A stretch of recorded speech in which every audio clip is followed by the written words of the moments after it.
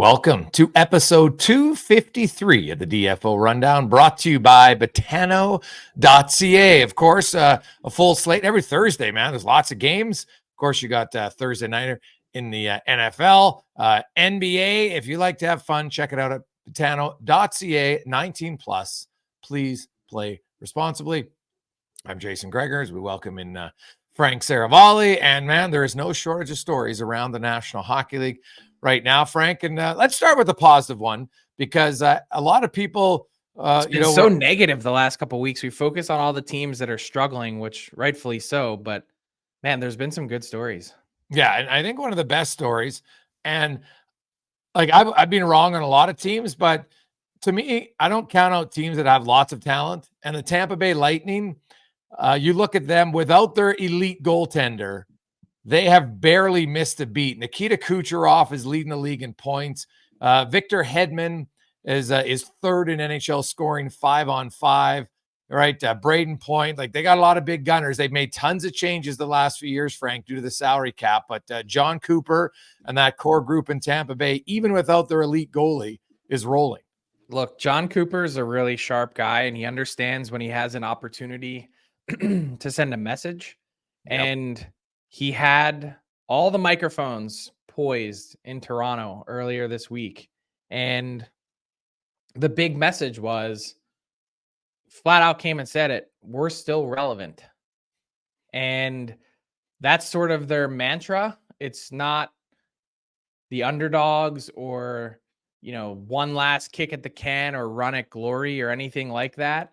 It's don't forget about us. Don't sleep on us. And that's sort of exactly how this team has played, sending a reminder. People want to count this team out, and I'm not entirely sure why. First off, they've demonstrated that it's not a float, but they can get through the regular season really without much stress and get to the playoffs. They're not going to overwhelm themselves mentally if they fall into a 5-game rut. They've been there, they've done it, and they know that they can turn it on at playoff time. The difference between last year and this next upcoming playoff is that the Tampa Bay Lightning had a full summer for the first time in a long time. And that can go a long way. And especially if you can really take your time with Andrei Vasilevskiy now, which they really seem to be able to do and have gotten some breathing room. John Cooper said this week he'll be disappointed if it's December by the time Vasilevskiy comes back. For me, I do everything I can to make sure you don't have any re-aggravation or injury, because then you're getting a fresh goalie for the final 60 games of the year, someone who can play 45 of them and then enter the playoffs at peak performance where he hasn't been. And look, count the Tampa Bay Lightning out at your own peril. When you have a core of Sergachev, Hedman, Point, Kucherov, and Stamkos, those are your 5 pillars, and we didn't even mention Vasilevskiy in that group. You got a chance every night and in the playoffs. Oh, 100%. And you know what? The pro scouts in Tampa Bay deserve a little bit more credit. A lot of people question Tampa Bay, right? Like a lot of them question the Brandon Hagel trade. Brandon Hagel's been unreal for them. He's got 7 goals. He's an over a point a game player. Look at Nicholas Paul, who they got from Ottawa for Matthew Joseph, and he's got 7 goals in 13 games. It's a bargain deal for them. Plays 17 minutes a night. Like they go out and they find players that they believe can play. And John Cooper, to his credit, he gives guys opportunities. It was interesting. I spoke to Charlie Huddy, of course, recently on my show, and he said the one best attribute that Glenn Sather had was when he called you up or he brought you in, he gave you a chance to play. He didn't bring guys in on trades. Like Craig Simpson came in, he put him right in with Anderson and Messier. Like if you're going to bring in players because you believe in them, then put them in a position to have some success. And you're probably going to get a much better opportunity to do it. And that's the one thing John Cooper does. And he's also, Frank, he's not afraid to hold guys accountable, right?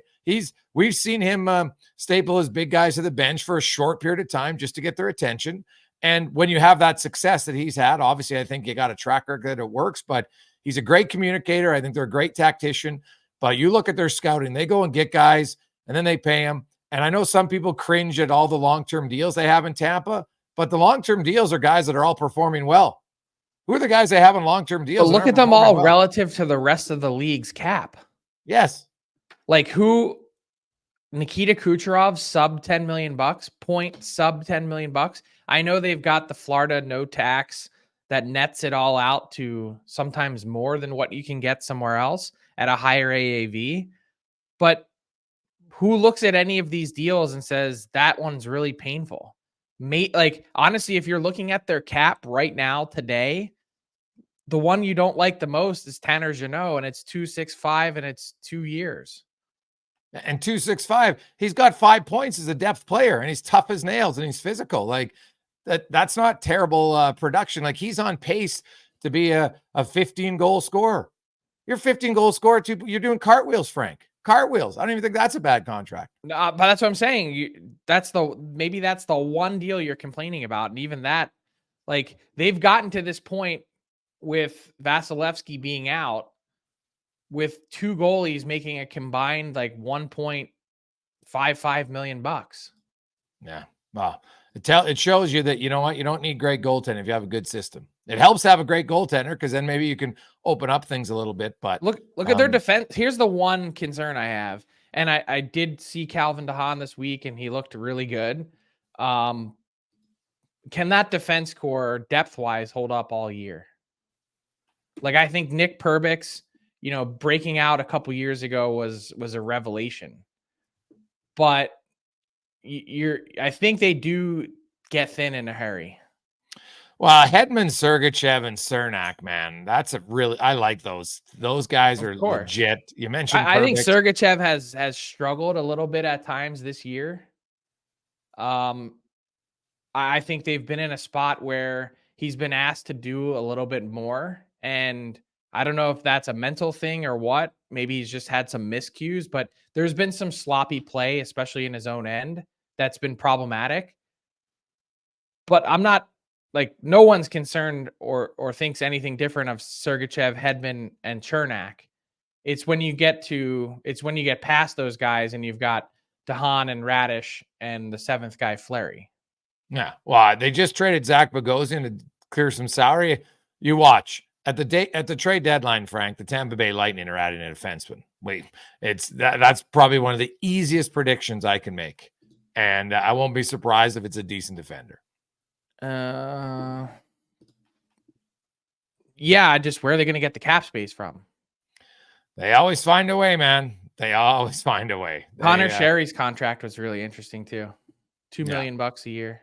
Yeah. So I just look at Tampa Bay and where they've stood at their second place. Like Boston's red hot right now. They're obviously not going to win at that pace all year. And you get Vasilevskiy back. Are you sure? Yeah, they're not going to win at the same pace they went at last year, Frank. It's not happening. I mean, I get what you're saying, but we are 15% of the way into the season and they've duplicated it. Like we have 100 games almost of evidence now. Oh, hey, Boston's good. Are you I'm just saying, are you entirely sure? Like what percentage would you put on it sure that they're not going to play at the same pace they did last year? Oh, wow. Buddy, that you're talking, for last season, if you look at that pace, we're talking in 100 years of a team doing it. I don't believe they're going to have over an 800 points percentage again. I hope they do for history, and I hope I'm wrong, but that is we're talking some of the greatest teams ever have never done that. To do it back-to-back years is they could be 750, which is still mind-blowingly good. But they've done it again without McAvoy. Yeah. Oh, hey, good for them. Grizzlick's been out, right? Oh, hey, Boston, there's another team. Their coach, Frank. The one thing I was told, people believe that maybe just as a pure, smart tactician coach, Boston's head man might be the smartest one out there. So that's what I'm saying. What evidence do you have to suggest that they're not going to be that good? Well, I'm just saying they're 875, Frank. They're not playing 875 hockey. I'm not saying they're going to play 600, but they're going to slow down a bit, and Tampa Bay could heat up when they get Vasilevskiy. So we could have a legit race between those two teams for first in the not only the division but in the conference. So the other big regression talk has been centered around the Canucks. And what a start to the year it's been for them. 9-2-1. You've seen them up close and personal a few times. They've drubbed the Oilers 3 times so far in 12 games.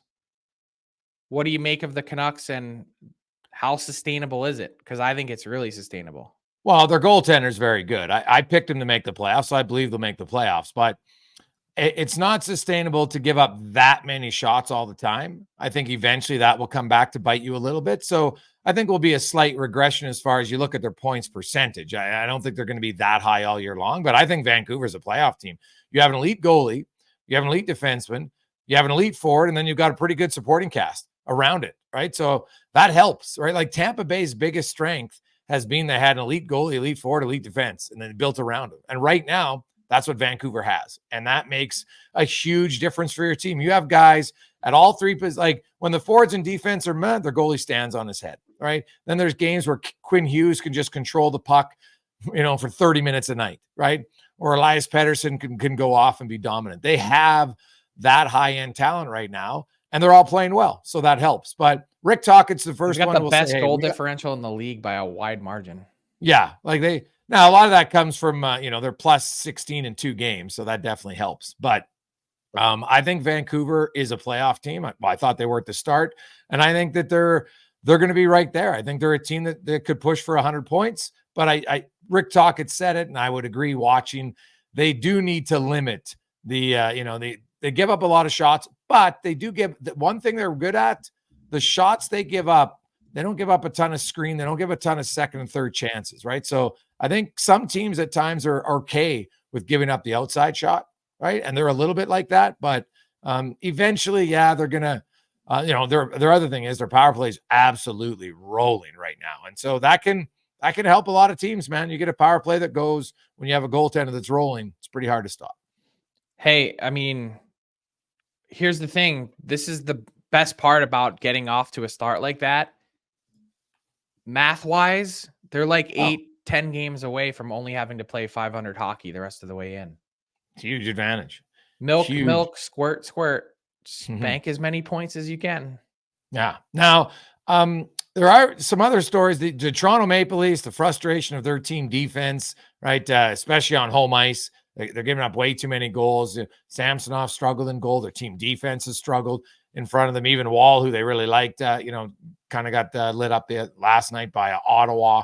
I'm curious about Brad Treliving and, how long he waits to try to improve their defense core, especially, McCabe's down. That makes an average D-core even worse. What do you make of the Maple Leafs, and how urgent do you think they are to look for an acquisition on the blue line? I mean, who doesn't want to improve their blue line? Like, that's the thing. Where are you going to find the defender? Edmonton's probably looking at some point. Vancouver, we know, is looking. The only team I really know that has defense that will eventually move them, if not already, is Calgary. Like, where are you plucking a defenseman from is part of the problem. I think what shouldn't be a surprise to anyone, and I didn't really understand it at the time, so this isn't revisionist history, was the John Klingberg signing. And he's the guy that has gotten so much focus and pressure with his start, and rightfully so. But if they had spent any time watching John Klingberg in Anaheim or Minnesota, this is exactly the same way that he played. I don't understand what the thought process here was, except for maybe, hey, this guy can improve our first power play and we can sub him out for Morgan Riley there. That's fine. But outside of that, his decline has been pretty stark. I mean, I've got up in front of me the scouting report that we put up on dailyfaceoff.com last year at the trade deadline. We broke down every single player, and almost every one of those breakdowns has been spot on. Not to pat ourselves on the back, but I'll just read you a paragraph. His decline is stark, and it isn't limited to just this season. For the past several seasons, Klingberg has progressively and steadily fallen down the list of point-producing defensemen to the point where his even strength and power play offense can no longer mask his defensive deficiencies. He ranks 174th out of 180 defensemen in goals above replacement among players with over 500 minutes. He struggles under pressure, particularly in his own zone. He takes a lot of hits. And for a guy that skates as well as him, that is abnormal. When he turns his back to retrieve the puck, he lacks the processing power to quickly assess danger and move it. Part of the fact he's trying to do too much when he has the puck. He doesn't play the chess game. And instead of trying to make the easy play, he tries to make the best play every time. Well, the other thing, Frank, you mentioned how he takes a lot of hits. At times, to me, he looks scared of getting hit. And he is jittery back there. He has really struggled. There's no question about it, right? And so, so are the people that looked at his game the last year or 2 or 3 years, are they flat earthers? Are they deniers? Like, were they thinking that at some point you'd get to Toronto and A, it wouldn't be magnified, or B, those things would all just go away? I think maybe they looked at, said, hey, we'll take the offense and we think he can help us offensively, and we'll worry about the defensive stuff later, which, for this team, that's the opposite of what they needed. Dude, I agree with you. I'm not saying it's right. After the game, he said, we celebrate all the goals and the points and the assists, and we don't talk about all the things we need to do in our own end. I'm not disagreeing with you. I've said it all along. Toronto, and I said it, I didn't think Toronto improved their decor in the offseason to the level that they need, right? Like, we talk about Boston, we talk about Tampa Bay. They have defensemen who are defenders. Who are the defenders? TJ Brody, that's it. Mark Giordano, that's it. Yeah, but 40-year-old Mark Giordano, God love his career, but he's not the Giordano who was. I agree. We're making the point. Yeah. So, like, that's, to me, I wonder how quickly Brad Treliving, and like, I know his former team, there's lots of rumblings about Calgary, but Calgary's starting to win a little bit. Their head coach made a statement. He stapled his $9+ million forward to the bench in the third period against Nashville. The team responds. And I think, you know what? That's hard coaching. We've seen that a lot this year from coaches. And you know what? I don't think it's a problem. You have to have a standard for your entire team. And I don't care if you're the first line player, because it's easy to bench the fourth line guys all the time. Sometimes the fourth line's playing well, but you're down 3-2. They don't see the ice in the last 10 minutes. Not because they're not playing well, because you think they don't give you a chance to tie the game. So that's not a shock. But I think it not only gets Huberdeau's attention, it gets the entire team's attention when he is stapled to the bench for an entire 20 minutes. Now it's 20 minutes, right? Like, what's he going to play that period? Maybe 6 minutes of his career. So I liked his response that, hey, it's 20 minutes of my life, but he's got to play better. The onus is on him. There's no excuse here. This is not Daryl Sutter. If allegedly, there was a rift between him and Sutter. This is now on the player. And I'm fascinated, Frank, because this has gone on now since he arrived in Calgary. He has not been very good at all. Speaking of sample size, we're approaching 100 games. Yeah. I mean, it's not nothing, and there is enough to suggest, obviously, that it's not working. I think the much harder part is coming up with a solution. It's great to sit him down for a period if you want to do that. And I full marks, like, this isn't criticism at all. His team finally got moving in the right direction. And Ryan Huska says, look, I got to do something here. We're starting to feel good. We're starting to get into a flow and rhythm. We've got to just sit this guy down. Nazem Kadri, 4-game point streak, etc. Pick up your second straight win.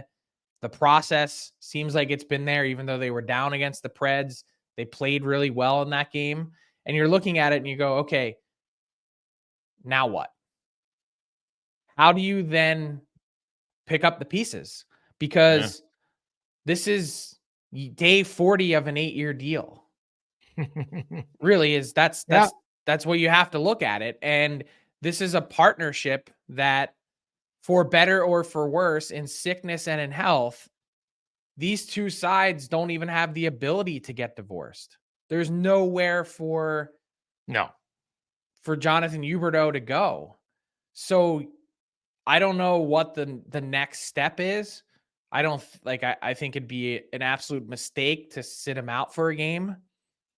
Yeah, I don't see that. I think they've tried just about everything they can. Do you now go the other way and try and play him till the wheels fall off? Play him 24 minutes a night? I don't know what the answer is, but they have to work together creatively to get this thing back on the rails because there's no other choice. And that's the worst feeling for everyone here. Yeah, that's fair. I would agree with you. Benching him for a game, that doesn't make sense to me. That doesn't help. I think a period is good enough to get your attention. I think the message has been clearly sent, and I would assume the message is received. But now it's like, okay, watch film with them. And lots Huberdeau, let's be real, Frank. The majority of the onus here is on the player, right? Because he said it. He said, I've got to look in the mirror. Yeah, he's got to be better. And so I think, you know what?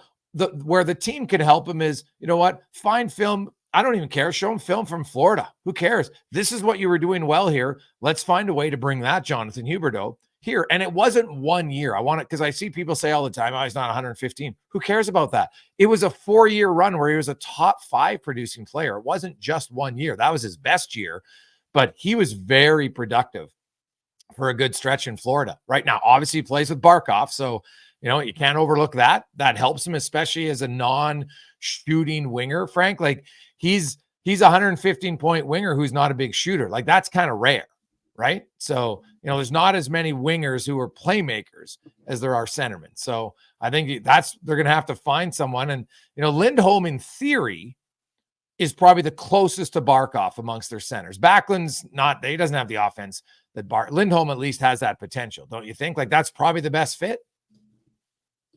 I mean, have they not tried it?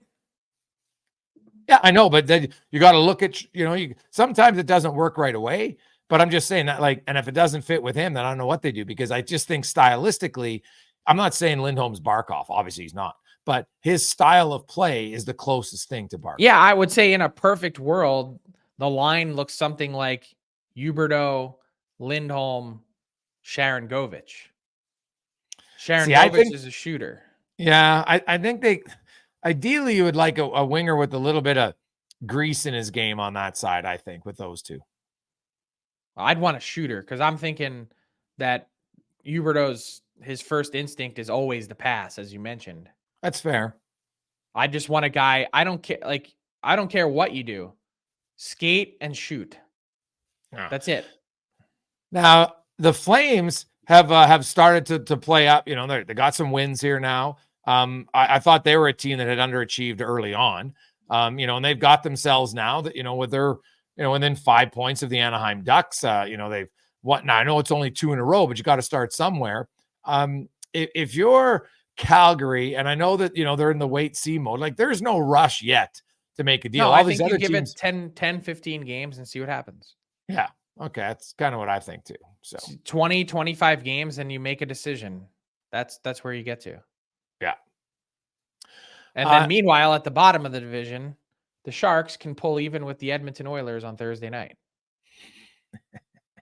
The fact that those Frank, words don't even joke. I just said, want to say personally, don't even joke about that because, you know, in live sports, it's not radio, a joke. It's a statistical fact. No, I know, but I'm just saying, in live sports radio, sometimes you say things that you maybe look back on and wish you hadn't said. On Monday, we were setting up. There's no opinion. I don't regret saying that at all. Just FYI. No, I'm talking about myself here. I'm not talking about you. Okay. On Monday, the Oilers week, and there's lots of pressure on the Oilers after that Nashville loss. And I was like, I thought they'd lose to Vancouver. And I said, like, you have to beat San Jose. Like, honestly, beating San Jose, to me, that's not even impressive. Like, it's a must for any team. And I know that Philly just lost, but they outshot them 2-1. And, you know, Mackenzie Blackwood stood on his head. Like, the Sharks are historic. I'll get you some numbers, Frank, about how bad the Sharks have been. But I made the mistake of saying, like, I was so confident the Oilers would win that if they lost, I would grow out the Leahy for 6 months. That? Oh, Leahy. So, you know, the male pattern baldness on the side, right? Just no, look, I don't grow. Is it the Costanza? What is that? Yeah, essentially. Yeah, Leahy's from the Trailer Park Boys, big Canadian one. Yeah, like the Costanza. Yeah, the cul-de-sac, whatever. It's a terrible look, Frank. Like any self-respecting guy should never wear it. No offense to the guys who wear it. But so why did you do this to yourself? You well, Tylered yourself. Stupid. I'm just saying it was live radio. I didn't even think, because I like the San Jose Sharks, Frank. We're talking the NHL has compiled statistics since you go to their website, you can go all the way back over 100 years of statistics. There's been 1,695 NHL teams. Okay. The San Jose Sharks are 1,693rd right now in goals per game at 1.17. You got to go back to 1929 when the Pittsburgh Pirates and the Chicago Blackhawks, same year, are the only two teams that average fewer goals per game than the Sharks. All right. The Sharks, Frank, have been outscored 55-14. They've been outshot by 13 goals per game. Right? Like they're bad.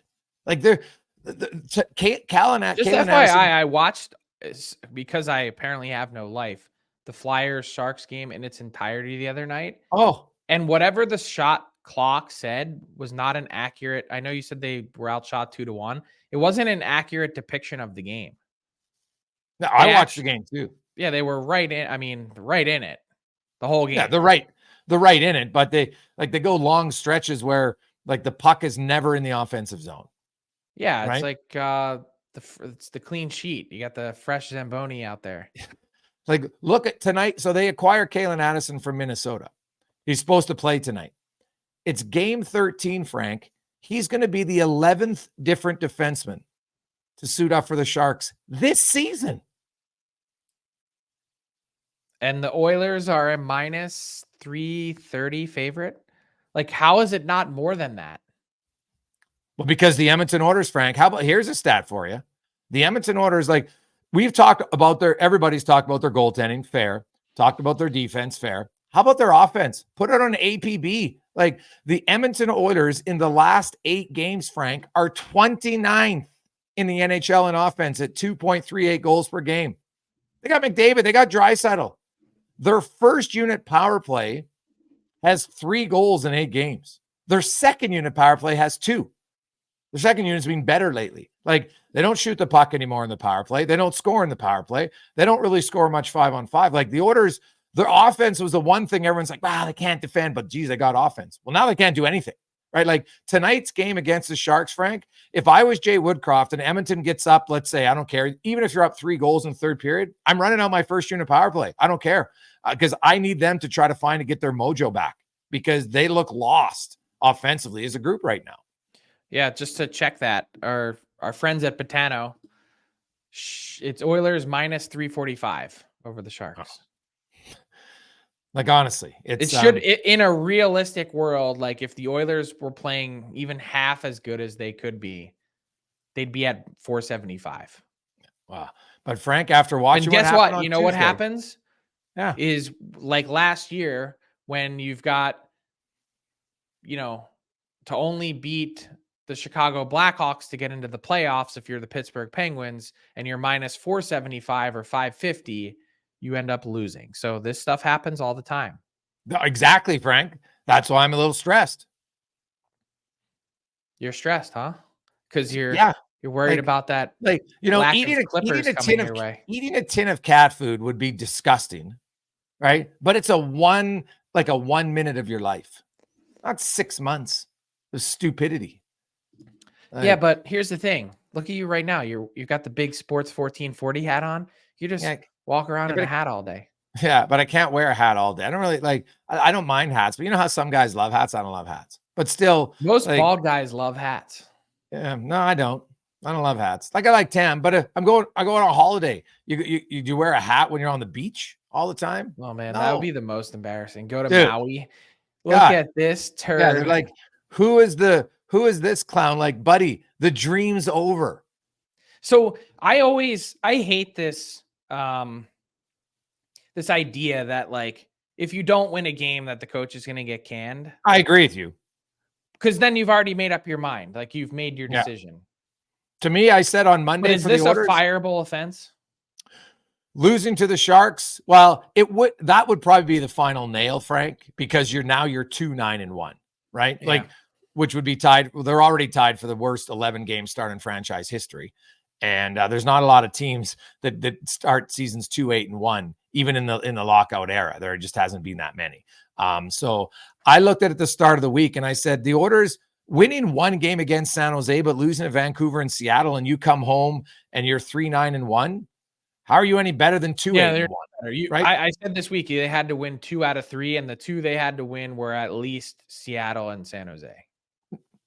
100%. And so, because I don't want to be, again, it becomes a pure math equation. This isn't being negative. I think the Golden Knights, Canucks, and Kings are uncatchable for the Oilers. Just pure math basis. Yeah, unless there's some serious injuries in one of those teams, right? But even then, the way the point system works in the NHL, it's easy to just milk points. Yeah. One here, one there. Like you'd have to have a team completely have their wheels fall off, even if you play your best hockey. Edmonton's basically they are 14 back of the Canucks, and they are 18 back of the Golden Knights. Yeah, they're best case scenario wildcard team right now. That's what they're already at this point where they're fighting for a wild card. And while still likely to make the playoffs, I think it's getting closer to 50-50. And then, Frank, down toward it. If your best is a wild card, then that means you're probably playing Vegas or Colorado first round. Yeah, but that's what the slow start did. Statistically, it would mean that you had to have played pretty good hockey. And I'd throw the Oil, like, I don't care whether you play them in the first round or the third round. You're going to have to play them at some point. It doesn't make a difference to me or anyone else. It was cup or bust. So losing in the first round to them or losing in the third, it makes no difference. But it just makes your path harder when now every series you're starting on the road, right? I disagree. I know we've had this talk, but I think you're talking a 53-47 advantage. Yeah. So still harder. Yeah, I mean, but I'm not stressing out about 3% or 2% either way. Well, Frank, as a wagerer, as somebody who wagers lots, I think you realize what's a successful wager and what isn't, and it's usually 3 or 4%. Yeah, but that makes, I get what you're saying, and that's exactly how casinos shave odds, and they win on percentages over the long haul. But we've seen and proven time and time again, which is why hockey and all of pro sports is unpredictable, is it's not a long-term play. It's a one-time play, and it's a 7-game series that is essentially 7 individual coin flips. Yeah, but all I know is that's how Eric Tolsky was on our podcast last year, and that's more or less how he explained it. 7 individual coin flips. Yeah, wow. The Oilers, they got to start with a win, Frank. Just like try to get a winning streak. Like they don't even have a winning streak yet this season. Something the Calgary Flames have now accomplished, as we yes, just mentioned. Exactly. And speaking of Seattle, scary situation in practice. Jordan Eberle takes a really deep cut. Ron Francis said, you know what, they got to send him to get an MRI. They were not sure if there was tendon damage, but that's brutal. But it opens up the door. Shane Wright is recalled on an emergency basis. Shane Wright, if you look at his numbers, Frank, last year in the American League when he went down, he had 4 goals in 8 games and 6 points. This year has 4 goals and 6 points in 7 games. So he has produced offensively. He should be coming up a player with a little bit of confidence. And if I'm the Kraken, I'm playing Shane Wright in my top 9 right off the hop. I got to see if the why wouldn't you? Yeah. What's the point in calling him up and putting him on the 4th line? But lots of teams do it. Is my point. all the time. It makes no sense. So I guess I'm not sold on Shane Wright. And it's early. Like, I'm not counting him out by any stretch, but I was one of the dorks that watched a bunch of AHL playoffs, and he wasn't noticeable. And I know that can be a hard league, but I think you've got to learn to dominate there. Yeah. It's a hard league, especially Frank, when your birth certificates and when your age starts with a 1. Right. It's a tough league for sure. So, which is why I think it was BS that he got a waiver to play in the AHL this year. Why is he any different than anyone else? Why is he different than Matt Savoy? Makes no sense. Why does he get one and other people don't? No. Wow. I still think teams, the NHL, it's funny. They talk about the importance of development, Frank. And look at the Montreal Canadiens. They're not many years removed from doing the same dumb, idiotic thing they did with Kotkaniemi, and they're doing it with Slavkovsky. There's no chance he should have been there last year. He's a teenager, shouldn't be there this year. He's floundering. Now, doesn't mean he can't recover later on. Like Kotkaniemi's been an okay player in Carolina this season, right? Now he's in, 23, 20, or what is he, 22, 23? So, you get a little bit better. But what makes even less sense is they had the path to send him to the AHL. I know. Well, that just, even when they do it, they don't do it. But now they're like, well, let's open it up for more players. I'm like, why? So you can rush more players and have them lose their confidence and swagger. Like this whole thing, this mindset that, you got to compete against the best right away. Why? If you're not mentally ready and physically you're not ready, why? I don't care where you're drafted. It should be irrelevant. I'm with you. It's a good point. Let's bring in Tyler Yaremchuk to the program. What's up, boys? Ready to go with another edition of It's Thursday. It's Fill in the Blank, and it's brought to you by DoorDash. For a limited time, our Canadian listeners can get 25% off and 0 delivery fees on their first order of $15 or more when they download the DoorDash app and enter the code NATION25. Dash that for the win and make DoorDash your holiday hack this holiday season. Let's start with Elias Pettersson, actually. That's where I want to go first. What a season he's having. I mean, we're talking maybe Hart Trophy if this thing keeps rolling the way it is for Pettersson, or at least in the conversation. And this guy needs a new contract at some point. Pettersson's next AAV will be blank. Frank? 12. Okay. 11.5 to 12. Wow. Yeah, okay. I look at what David Pastrnak just signed for, and I think if you're a GM, now he's not a center, but David Pasternak's a hell of a player, man. I was thinking, like 11.5 would be it. And I just do want to point out the reason I don't think Peterson wins the Hart is because he's got a Vezina and a Norris Trophy teammates, and that's why he's not going to win the Hart. Why do you call him Peterson? I get it. Seinfeld flashbacks. Pettersson, yeah. Pettersson. Peterman. Get him in here. Peterman. Last year, obviously, the Boston Bruins 135-point team. Second in the league was Vegas and Toronto, tied at 111. We have a couple of teams, Boston and Vegas being two of them, off to just flying starts this year. The highest regular season point total for a team this year will be blank. Jason? 120. It's probably a decent number. Frank, what do you think? 127. So somewhere in between what Florida did 2 seasons ago and what Boston did last year? Yeah, I just think it's easier to accumulate higher point totals than ever before. Yeah, that's probably fair. It'll be interesting. Which team do you think has the best chance of doing it, Boston or Vegas? Boston. Ooh, Jay? Vegas. I think Vegas, I just like their whole, the way they play. Now, there's not many weaknesses in how they play. I think they got their mojo going. There's a team that won. So I think Vegas is one. The thing is, Frank, there's only been 2 teams in the 2000s that had more than 127 points. It's pretty tough. All right. I always prep 4 questions because I bank on you guys burning one of my topics in the first 40 minutes of the show. So I actually have 2 more for you here. First one, are you saying that we suck today or what? No, or you were just really good. Predictable. Yeah. Jack Campbell, you guys haven't hit on that yet. That was the one I thought you guys were going to do. There is a blank % chance that the Oilers trade Jack Campbell in season. Frank? Ooh. 65. Whoa, that is higher than I thought. Jay? Yeah. Do I get to give a reason or no? Yeah, sure. Yeah. Go. Give. If he plays well, they're just going to bring him back. But if he doesn't, they have no choice really but to trade him because they're going to have to improve their goaltending if Skinner and or Pickard doesn't start picking up the slack.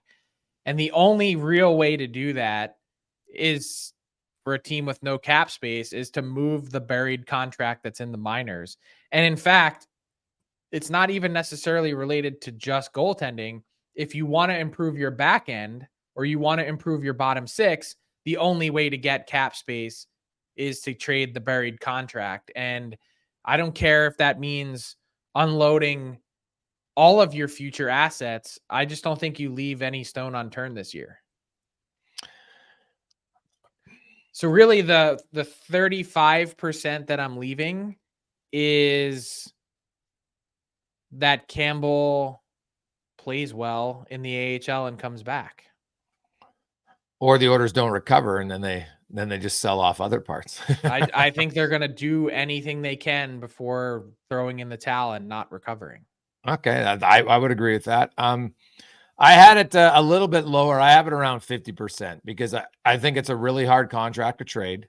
Now, we did see Cal Peterson get moved, right? So you can do it.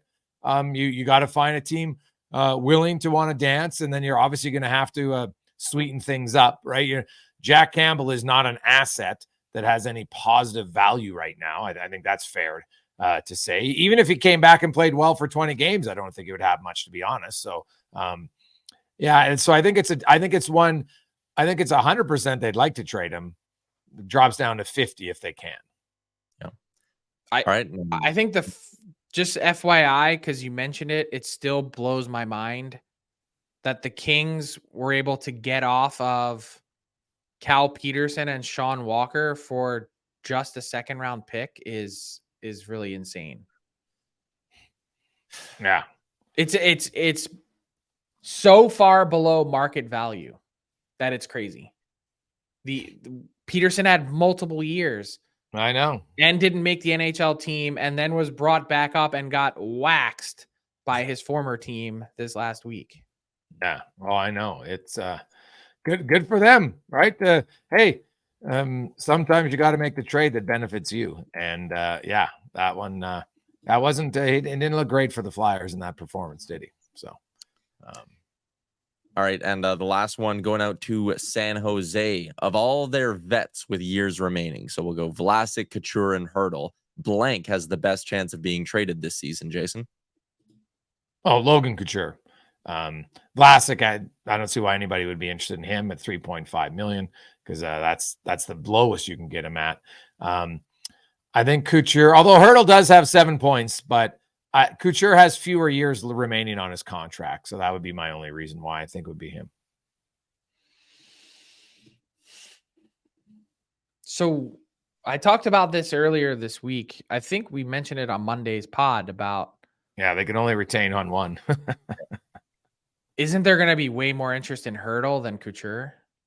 Would you be really willing to retain for that long, though? But 7 years. Couture still has. He's got 3 years left after this one. Yeah, I know. And he's 34. Mm-hmm. He turns 35 in March. It takes him to age 38. And he hasn't played a game yet this year. So if you had to pick one of the two, who has more interest and value? Is it Couture or is it Hurdle? Well, let me flip that for you. Who has a better chance of being moved without any money retained? It's Hurdle, right? Someone might still bite on that either this summer or next summer when the cap starts moving. I don't think anyone's biting on that. If he was a UFA heading into this summer, you don't think he gets 7 by 8? No, not by 8. No, I don't. No. His high in points the last 4 seasons is 64. Yeah, that's fair. I mean, there's a couple of shortened years where you can extrapolate out the numbers, but so maybe he's just stuck in San Jose. Somewhat. My point is someone is. I just don't know who, and wouldn't you think that there'd be more interest in the guy under 30 than 34? Yeah, it's a fair point. 8.1. Yeah, that's a hefty price tag. I'm going to keep pounding the table. All I want is a plan from the Sharks. Just tell us something. You got to put a stake in the ground. Usually you'd look at a team that's that bad. You'd be like, you go to their cap friendly page like I am. You're expecting to see a bunch of first round picks. they have one extra first round pick from the Pens, and it's a conditional pick that's top 10 protected. So they might not even get it this year if the Penguins don't turn it around. They don't have any prospects. No. Yeah, there's who is in their system? Bordeleau. No. Stop it. Well, I mean, I'm reaching here, but like, no, it the is. only name I recognize. It's thin pickings, man. Like very thin. That's why I said. I told people it's going to be another 8 years minimum before the Sharks make the playoffs. I feel sorry for their fans. Shakir Mukhamadullin. No bites there. Probably the best one. Mm-hmm. Yeah, he's definitely the best one. But what I'm saying is you need volume, and I just give me a plan. Tell me what you're doing. They've yet to been able to verbalize that, and I don't have any sense that they've verbalized it internally either. It'll be interesting to see how things play out over the next couple of months leading into the deadline for the Sharks. Gents, that's a wrap on this week's edition of Fill in the Blank, delivered by DoorDash. That promo code again, Nation25 in all caps up at the top of your screen if you're watching on YouTube. Frank, before we wrap up, you know what? There's been some rumblings about Binnington. I know, like the Blues have been looking to move him for a few years, but I like when I look at it. So if Binnington goes to Edmonton, because that was the rumblings. Obviously, Jack Campbell's going to St. Louis, but I'm like, why? Binnington's finally playing well, at least for 8 games in St. Louis, right? They're in the mix. I just don't see it in a salary cap world. I don't see how that trade works out, and why St. Louis. Because if you're getting Campbell in return, right? It's $5 million instead of $6 for 3 more years, and you're getting a worse goalie. Worst goalie right now, yeah, for sure. And I think, well, even the worst goalie last year. If you're the Oilers, you're saying, okay, yeah, Binnington's been good for 8 games, but he's got a 100-game sample size where he was no good. Yep. So I don't think you're improving yourself if you're the Oilers. I think if you really had to take a deep dive and try and figure out where they go next if they have to on the goaltending front, like you're going to have to get creative, I think. Like I'm not entirely sold. Jake Allen's name was connected as well. I'm not entirely sold he's the answer. No, I would agree with you wholeheartedly. I'm not sure it is at all. So, but then you start to ask yourself, okay, so who is? Well, the one guy, it's funny, the team they're playing tonight, if Mackenzie Blackwood, and it's going to be difficult for him because the defense in front of him and the system in front of him is not very good at all. But Mackenzie Blackwood shows that he's kind of back. Because remember a few years ago, Frank, like Mackenzie Blackwood, people thought he was going to be one of the goalies for Team Canada. Like he was played that well in New Jersey. And then it's been a tough slog. But if he gets his game back, his cap hit is low. If Edmonton was willing to give the Sharks, lots of young players and draft picks and say, hey, take Campbell, then maybe. Goaltending is voodoo, man. Just dude. You need to look no further than Philip Gustafsson. Last year, 931 gets a 3-year contract extension. That is makes his career essentially. And he comes out this year, 7 games, 871 in Minnesota. I mean, how do you even explain? It's hard, man. It is really hard to do. Do you go after one of Florida's guys? Like Spencer? What do you do? There's not a lot of great options. He's not proven. I honestly don't know where you'd even turn. Yeah, no, it's not a good. There's no easy fix there. They're gonna have to hope that Stuart Skinner finds his game, right? I think or that Calvin Pickard is somehow goes a on like a goalie. Hamburglar type run. Yeah, like even if it's for 2 months, right? I just said even if he got them 3 wins, like. Doesn't need to be forever. Like, just get them in the right direction. Hey, I can make the argument that I would start Calvin Pickard tonight against San Jose. That's what I would do, because it's also a further message to Stuart Skinner. Hey, buddy, you've actually been worse than Jack Campbell this year. The only reason we didn't send you down is because someone would claim you. Yes. Bingo. Well, before we go, Frank, want to remind everybody, play the Wendy's daily survivor. How you doing, Frank? You still alive? No, I got eliminated this week. I went against the Sharks. This was after their back-to-back 10-goal games. I took Travis Konechny, who's been red hot, to score a goal the other night, and he didn't do it. So I'm out for the week. But dude, it's a lot of fun to log in on Monday and pick your game and see if you make it to the next day. That's it. That's all you got to do. New game every Monday, every week. Start fresh, win prizes like delicious cheeseburgers from Wendy's. Get in the mix for $5,000 at the end. There's a lot going on at the Wendy's Daily Face-Off Survivor Pool. Yeah, of course.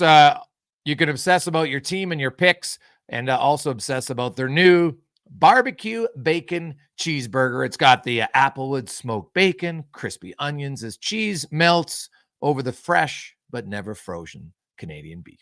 Check it out, dailyfaceoff.com. You'll see the Wendy's logo in the Daily Survivor right in the top right corner. It's easy.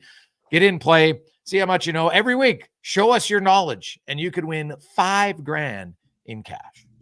Frank, have yourself a spectacular weekend, and we'll see, Frank. I'm not sure if you've ever watched the Trailer Park Boys, but I'll tell you right now, if the San Jose Sharks win, not only will I have to grow a terrible haircut, I might start drinking like Jim Leahy did in Trailer Park Boys. Because that's if I looked like that, I would too. And, exactly. I know who I'm rooting for on Thursday. I'll say that. Yeah. You know what, Frank? Is the politest way I can say this. Yeah, well, I mean, look, we were rooting for Tyler to eat cat food all year, and he did it. And see, here's the thing. Like, do you remember a couple weeks ago during the baseball playoffs, you had that guy in New York?